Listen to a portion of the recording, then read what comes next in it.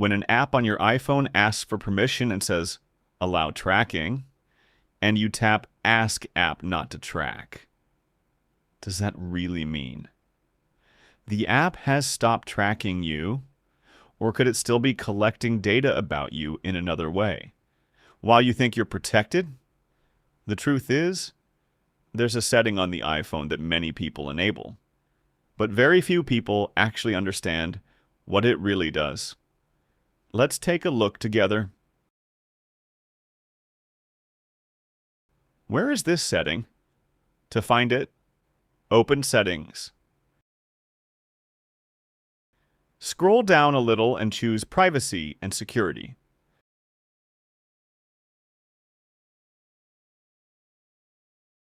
Then tap Tracking. Here you'll find an option called Allow Apps to Request to Track. Before you decide to turn it off or leave it on, let's understand what this setting actually does.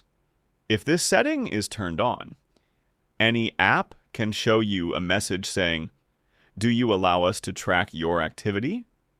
And if you agree, the app can track your activity across other apps and different websites.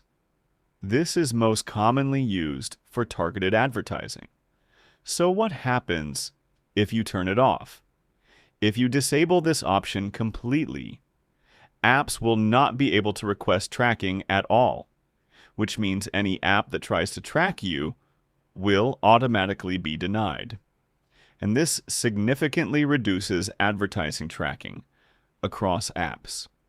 But there's something important you should know. This setting blocks a specific type of tracking, but it doesn't mean the app stops collecting data completely, because apps can still collect data about how you use the app itself, analyze your behavior inside the app, or use data connected to your account. But the difference is they can't easily link your activity across multiple apps. So, is it better to turn it off? If you care about privacy, it's better to keep this option turned off because it significantly reduces tracking attempts between apps. And that's exactly what I'm going to do because privacy is always more important to me. In the end, write in the comments, was this the first time you heard about it? And what's your decision? Will you leave it on or turn it off?